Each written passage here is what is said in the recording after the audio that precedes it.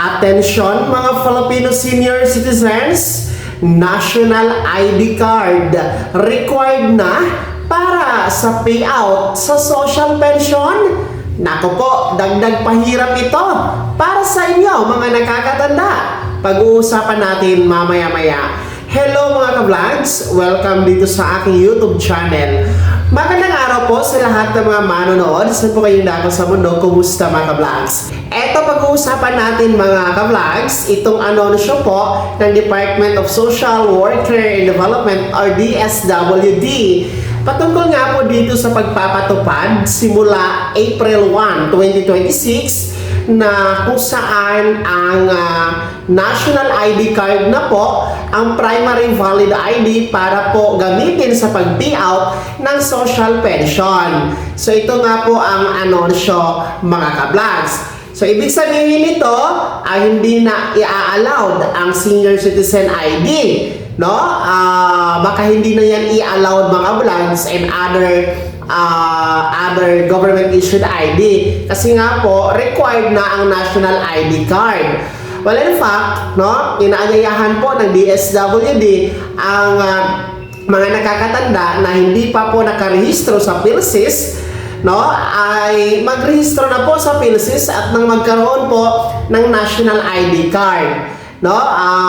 Pangalawa, yung mga bedridden na mga lolo at lola, kanila pong hinikayat ang mga kamag-anak o authorized representative na mag-request sa PhilSys para mabisita sa bahay ang bedridden na senior para doon gagawin ang PhilSys registration para po magkaroon ng national ID card. So yan po ang bagong anunsyo mula po sa DSWD. Well, dahil nga po dito mga ka-vlogs ay magbibigay na naman po ito ng dagdag pahirap sa ating mga nakakatanda, no? Ang ating pong punto dito, ano pa ang silbi ng senior citizen ID?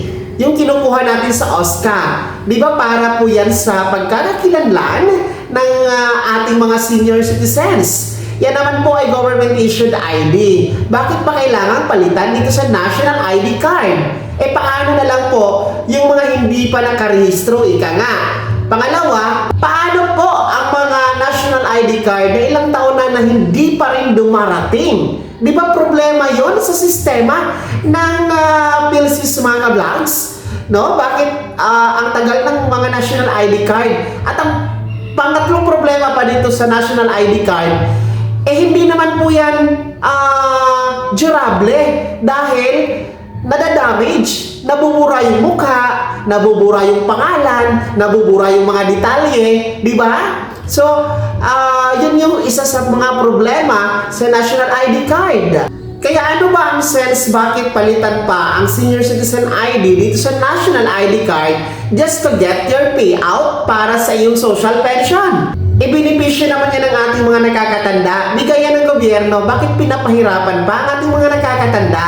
Kasi tayo dito mga ka-vlogs, ako mismo, no? Sa aking sariling kuro-kuro at opinion, ito ay dagdag pahirap talaga sa ating mga nakakatanda.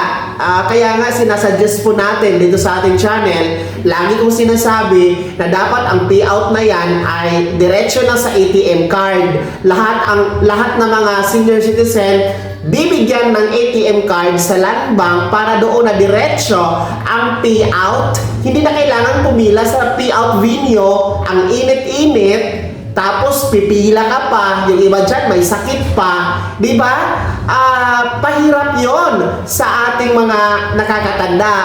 Bakit yung ating mga four-piece, ang lalaki ng katawan, ang lulusog, binibigyan ng ayuda ng gobyerno? Bakit binibigyan ng ATM card, diretso doon ang kanilang ayuda? Di ba? So, makes sense, no? Parang common sense lang talaga ito, mga ka-vlogs. At eto nga, dagdag pahirap na naman ang national ID card, no? Na nire-required starting ito ngayong April 1. So, panawagan natin sa DSWD na sana wag na itong i-required. Tama na po ang senior citizen ID para po ipakita during the payout para makuha po yung kakarampot na ayuda, kakarampot na social pension ng ating mga nakakatanda, no? Yan ang ating panawagan sa DSWD. na sana tingnan nyo ang inyo pong pagpapatupad sa nasabing anunsyo, no? Na uulitin ko, tama na po ang senior citizen ID card. At pangalawa, no, bigyan nyo na ng ATM card ang ating mga nakakatanda para diretsyo na dyan ang kanilang social pension. Para hindi na po magamit sa pamumulitika, hindi na maiwasan na yung mga bawas, mga deduction, mga solicitation na ginagawa ng ilang mga LGU officials, barangay officials, DSWD personnel at iba pa, no, para maiwasan na yan, ATM card na lang po para siguradong mapupunta at makukuha ng ating mga nakakatanda noon ang kanilang social pension sa mabilis na paraan at convenience po na paraan. Kayo po, mga senior citizens, ano po yung komento at reaction sa balitang ito? Kayo ba ay sang-ayon na national ID card na starting April 1 ang gagamitin sa social pension payout? Kayo ba ay sang-ayon sa ating sinasabi na dapat hindi na yan ituloy? Pangatlo, kayo ba ay sang-ayon na ito ay pahirap para sa ating mga nakakatanda?